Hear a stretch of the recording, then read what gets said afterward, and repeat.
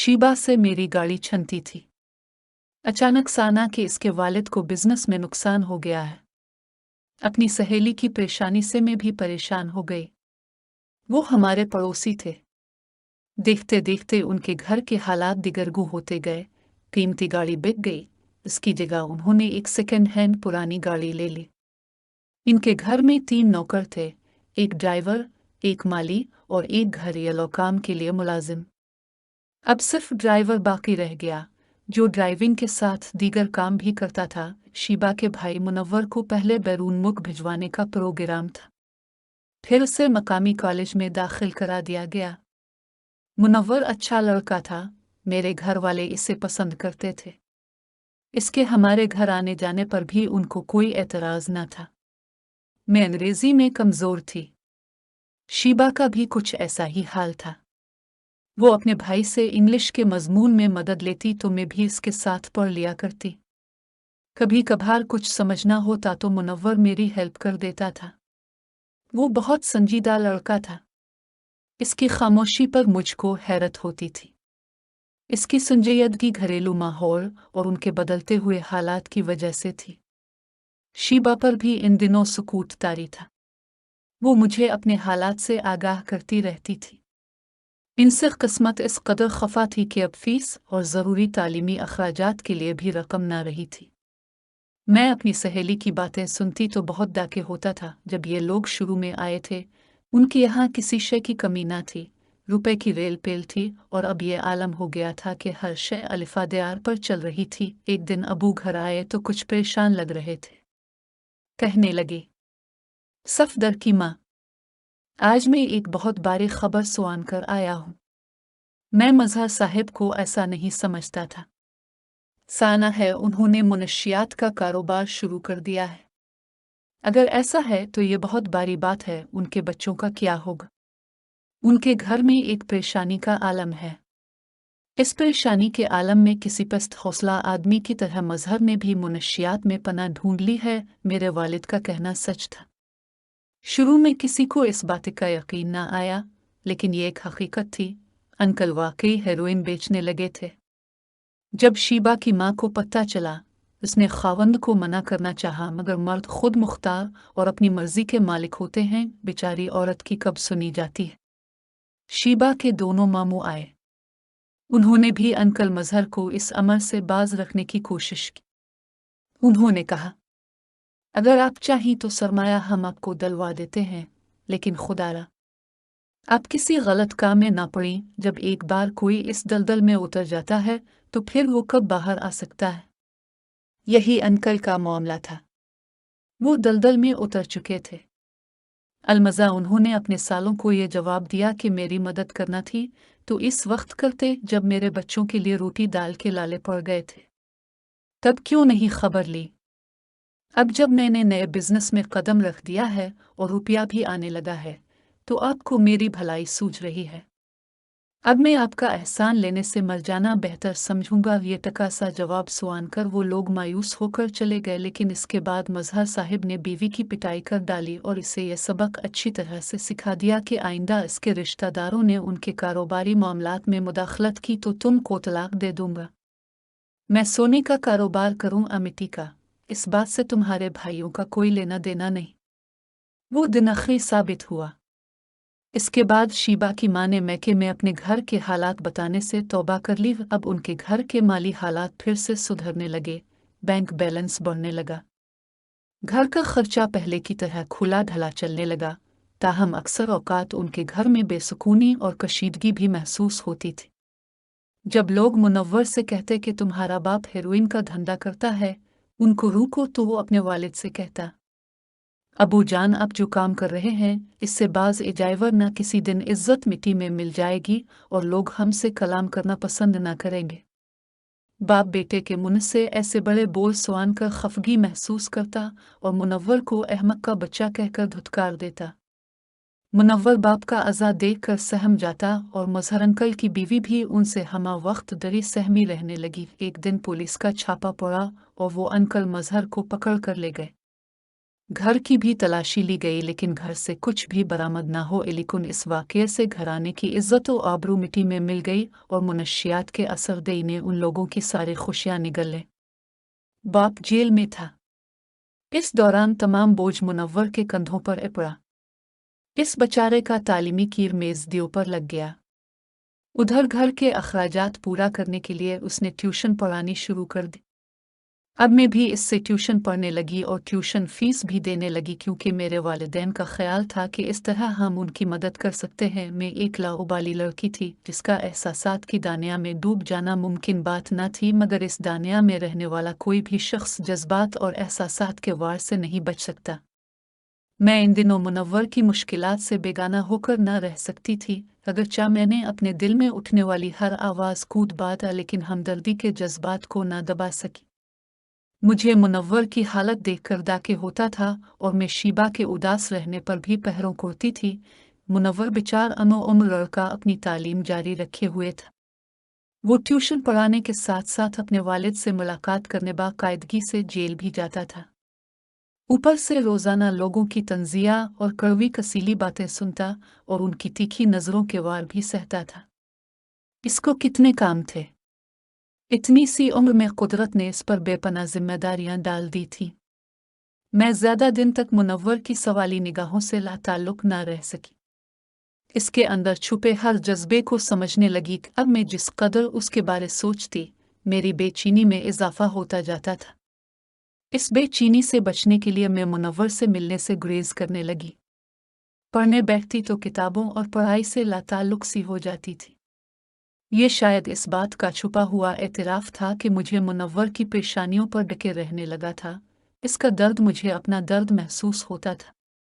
मैं उसकी मदद ना कर सकती थी, इसलिए करती थी। शीबा मेरी दोस्त थी, मुझे अजीज थी। वो अपने अबू को याद करके रोती और अपने घुर की परेशानियों का हाल बताकर दिल का बोझ बांटती थी, तो मैं कम अज़ कम उसकी गमगुसारी कर सकती, इसका दाके भी बांट सकती। पेपर हो गए, छुट्टियां हो गई। अबू ने गांव जाने की तजवीज़ रखी। मेरा दिल खुश होने की बजाय उदास हो गया। फिर मैं ये पूछा, तुम अपनी फूफो और चूहे के यहाँ जाने से खुश नहीं हो? पहले तो तुम ही इसरार किया करती थी कि गांव ज़रूर जाना है, अब क्या हो गया है? मैं चली जाऊंगी तो शीबा बहुत उदास हो जाएगी। अम्मी जान पहले ही वो अपने वालिद के लिए परेशान रहती है। उनके घर के हालात देखिए। एक में ही हूँ जो उसे ढारस देती हूँ। मेरे जाने से तो वो रू रू कर मर जाएगी। ये तो कोई मसला नहीं है। मैं उसकी माँ से बात करती हूँ, हम इसको भी साथ लिए जाते हैं, इसका जी बहल जाएगा। माँ ने शीबा की इम से बात की। उन्होंने इजाज़त दे दी। इस बात से मैं इतनी खुश हुई कि क्या बताओ है। मैंने जल्दी से तैयारी बांधी। मुझे शीबा के साथ रहने की आदत सी हो गई थी। खुशी खुशी हम गांव पहुंचे। शीबा भी माहौल तब्दील होने के बाइस कुछ देर को अपने दाके भूल कर मुस्कुराने लगी। गांव में पहला दिन बहुत परजोश और खुशियों भरा गुजरा। सभी मिलने आ रहे थे। अचानक फिर अगले दिन मुझ पर उदासी का दौरा पड़ गया, जैसे मेरी ज़ात का कोई हिस्सा गुम हो गया हो। मैं अपनी इस कैफियत की वजह नहीं जान सकी, लेकिन शाम तक आधा सहर होती गई, जैसे मेरे दिल की बोटियां कोई खूंखार परिंदा नोच रहा हो। इतने भरे पड़े घर में भी मैं शिद्दत से तन्हाई महसूस कर रही थी, जाने क्यों। मैंने अपनी इस कैफियत का जिक्र शीबा से किया कि मेरा अदल नहीं लग रहा है, जाने किस बात की कमी है। तब इसने मुझे मानी खेज नज़रों से देखा और बोली, कहीं मुनव्वर भाई की परेशानी तो नहीं? मैंने कहा, नहीं तो। तभी वो खामोश हो गई। मेरी फूफो का बेटा नदियम बहुत हंसमुख था। इसकी मेरे साथ ख्वाब बुनती थी। शीबा साथ बैठी होती तो नदीम बात मुझसे करता, लेकिन इसका मरकज़ गुफ्तगू शिया होती थी। मैं समझती थी, लेकिन अपनी सहेली के एहतराम में चाप रहती थी। अलबत्ता अकेले में अपने कज़िन के कान ज़रूर हिचकती कि तुम किस वजह से मेरी सहेली को मरूब करने की कोशिश करते हो। एक दिन नदीम ने हाथ बांध कर कहा, मेरी प्यारी कज़िन, मैं तुम्हारी दोस्त से शादी करना चाहता हूँ। तुम मेरी चाहत की सफ़ीर बन जाओ।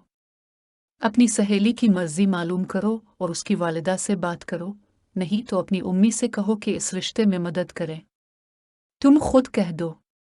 पागल लड़की, अगर खुद कह सकता तो तुम्हारी मिन्नत क्यों करता? मुझे मुमानी जान से लिहाज आता है, मेरे दिल की बात तुम उन तक पहुंचाओगी। क्या तुम संजीदा हो नदीम? हाँ भाई, क्या इतना बड़ा इंजीनियर तुमसे झूठ बोलेगा, वो भी ऐसे अहम मामले में? अच्छा ठीक है, मैं बात करूंगी, बेफिक्र हूँ। अगर नदीम शीबा को अपना ले तो मेरी सहेली के दिन बदल जाएंगे। वो फाकों के हालात से निकलकर एक दौलतमंद घराने की बहू बन जाएगी। खुशियाँ इसका मुकद्दर बन सकती हैं और फिर नदीम भी अपने ससुर की रिहाई में मददगार हो सकता है। क्यों ना मैं कोशिश करूं अपनी सहेली को अफसुर्दगी के समंदर में से निकालने के लिए? मैंने पहले शीबा से पूछा। उसने कहा, नदीम अच्छा लड़का है। अम्मी ने हाँ कह दी तो मुझे एतराज ना होगा। नदीम ज्यादा दलेर निकला। मुझसे पहले ही उसने शीबा से खुद बात करके इसको राजी कर लिया था। मैंने उम्मी से बात की। वो बोले घर जाकर मैं शीबा की उम्मी से बात करूंगी। जब मैंने शीबा से दोबारा पूछा कि तुमने क्या सोचा है तो उसने जवाब दिया, मैंने खुद नदीम से बात कर ली है क्योंकि समझ गई थी वो क्या चाहता है। इस वक्त शुभ की खुशी दीदनी थी। इसकी मुस्कुराहट किसी फाते ईसी थी। इसने मुझे कहा, मैं तुम ऐसी बुज़दिल नहीं। आजकल अच्छे रिश्ते कहाँ मिलते हैं और तुम्हारे नदीम भाई में कौन सी कमी है? यकीनन जब मेरी माँ को पता चलेगा कि इसकी बेटी ने अच्छे घराने के लड़के का इंतखाब किया है, इनको अपने कंधों का बोझ हल्का महसूस होगा। हम कुछ दिन गांव रहने के बाद शहर वापस आ गए। स्टेशन पर हमें लेने मुनव्वर आया हुआ था। मुझे देखकर उसने सर को झुका लिया। बेहद कमज़ोर और थका थक लग रहा था, जैसे बरसों के रोतजगे भगत चुका हो। हम दोनों संजीदा और कमगो थे। मैं इससे बहुत कुछ कहना चाहती थी, मगर जब भी कुछ कहना चाहती मेरी ज़बान गुंग हो जाती थी। ज़बान पर भारी ताले लग जाते थे। एक रोज़ नदीम भाई और उसके वालिदैन गांव से हमारे घर आए। वो अपने वालिदैन को रिश्ते के लिए मना कर लाया था, लेकिन शीबा की उम्मी ने कहा कि अभी हमारे हालात ऐसे हैं कि उन हालात में बेटी की डोली अठन्नी मुश्किल है। मेरा खावंद जेल में है और महल्ले वाले हमसे मुंह फेर चुके हैं। एक आपका घराना है जो हमसे ताल्लुक निभा रहा है। अम्मी उनकी मजबूरी समझ चुकी थी। उन्होंने फुफ्फो से कहा कि बेटी को सादगी से रखसत करने के लिए भी तो आखिर कुछ ना कुछ रकम दरकार होती है। वाकई उनके हालात ऐसे हैं कि 2 वक्त का चूल्हा जलना मुश्किल हो रहा है। मुनव्वर कॉलेज से आकर सारा दिन ट्यूशन पढ़ाता है। अगर उनकी माली मदद हो जाए तो शायद शीबा की उम्मी मान जाए। तब फुफ्फो ने आंटी से बात की। कहा कि हम शादी का दोनों तरफ का खर्चा खुद उठाएंगे, जहेज भी नहीं लेंगे। अबू ने मुनव्वर को बिलाकर अलग समझाया कि उन हालात में तुम्हारी बहन बहुत अच्छे घर में जा रही है, तुम्हारा बाप जेल में है, ऐसा रिश्ता फिर ना मिलेगा। बहन को बया कर रुखसत करो और अपने कंधों का बोझ हल्का करो। इन लोगों की जमानत में देता हूँ। ये मेरे रिश्तेदार हैं। अब मेरे बुजुर्ग हैं अंकल। मेरे साथ चलकर जेल में अबू से बात कर ले तो मुझे कोई एतराज़ ना होगा। अबू मुनव्वर के साथ अंकल मजहर से मिलने जेल गए। उनको तमाम बात समझाई और उन्होंने रजामंदी दे दी। यूं शीबा की किस्मत खुल गई और वो नदीम की दालहुन बनकर गांव चली गई। नदीम के वालिद बड़े जमींदार थे, दौलतमंद लोग थे। उन्होंने शीबा को सोने से पेला कर दिया। इसके नाम एक मुरब्बा जमीन लिख दी। शीबा की ठाठ हो गए। अब जब वो मैं क्या आती, बड़ी सी एयर कंडीशन गाड़ी में आती। पहले वो मेरी समी सहेली थी, अब रिश्तेदार बन चुकी थी। अब भी मुझसे वालेहाना मोहब्बत करती थी और मुझे सबसे ज़्यादा खुशी इस बात की थी कि अब वो मुनव्वर की परेशानियां बांटने के काबिल हो चुकी थी। जो काम में ना कर सकी वो कर सकती थी। हर चाहने वाले को प्यार की मंजिल नहीं मिलती। मैं भी उन्हीं बदनसीबों में से एक थी। उन्हीं दिनों ख़ानदान से मेरे लिए एक ऊँचा शत्ता आ गया। लड़का इंजीनियर था और सऊदी अरबिया में कमा रहा था। वालिद साहब ने अच्छा घराना देखकर फौर इहाहे कर दी। मैं मशरकी लड़की क्या कर सकती थी? वालिदैन की इताअत में खामोशी से सर झुका लिया। अपना हाल दिल किसको बताती कि मैं मुनव्वर को जीवन साथी बनाना चाहती हूँ, लेकिन मुनव्वर के हालात ऐसे थे कि मुस्तकबिल बनाने के लिए अभी इसको एक उम्र चाहिए थी। वालिद साहब ने इसकी तालीम का खर्चा उठाया तो वो कहीं ग्रेजुएशन कर पाया, लेकिन वो अंदर से बिल्कुल खोखला हो चुका था। इसमें जीने की उमंग ही बाकी ना रही थी। तमाम वक्त सिगरेट पी तैयार रहता था। वालिद ने बहुत समझाया, उसने सिगरेट पीना तक न किया। कुछ दिन छोड़ देता, फिर से पीने लग जाता। अचानक अनहोनी हुई कि मेरी मंगनी के बाद अचानक एक दिन मुनव्वर की वालिदा आए और उन्होंने मुनव्वर के लिए मेरे रिश्ते की बात की। वालिद साहब ने कहा, बहन, आप पहले कहाँ थी? अब जब बेटी की मंगनी हो चुकी है, आप रिश्ते के लिए आ गई हैं। मैं मंगनी तोड़कर आपको रिश्ता नहीं दे सकता। वैसे भी आपके घर से बेटी ली है, ये बड़ी बात है, वरना उन हालात में जब आपका खावंद जेल में है, कौन ऐसे घराने से रिश्ता जोड़ता है? इस जवाब से आंटी तो पशमुर्दा हो गई, मगर मुनव्वर हल कर रह गया। मैं जान गई कि मुनव्वर ही ने माँ को भेजा है, वरना आंटी तो हालात ठीक होने तक बच्चों के ब्याहने का सोच भी नहीं सकती थी। इसके बाद वो बीमार पड़ गया, इसे अस्पताल दाखिल होना पड़ा और हालत मखदूश हो गई। शीबा भाई की तीमारदारी को गांव से पहुंची, लेकिन वो मुझसे और हमारे सारे घराने से नाराज और बदजन थी कि वालिद ने मेरा रिश्ता देने से मना कर दिया था। अगरचा दूसरी वजह भी थी कि मुनव्वर हालात से लड़ते लड़ते थक गया था और अब इसमें दम ही बाकी ना रहा था मजीद सदमात सहने का। इसकी जिंदगी में ना तो रोशनी की कोई किरण बाकी रह गई थी। मुझको जल्द ही मेरे मंगेतर के साथ शादी के बंधन में जकड़ दिया गया। सलीम अच्छे इंसान थे, लेकिन मुझको मुसलसल मनोर का ख्याल सताता रहा था, इस वजह से भी कि वो मुसलसल बीमार था और अस्पताल में पड़ा हुआ था। ताहम मैं अब शादीशुदा थी। मुझे अपने खावंद को कबूल करना ही था।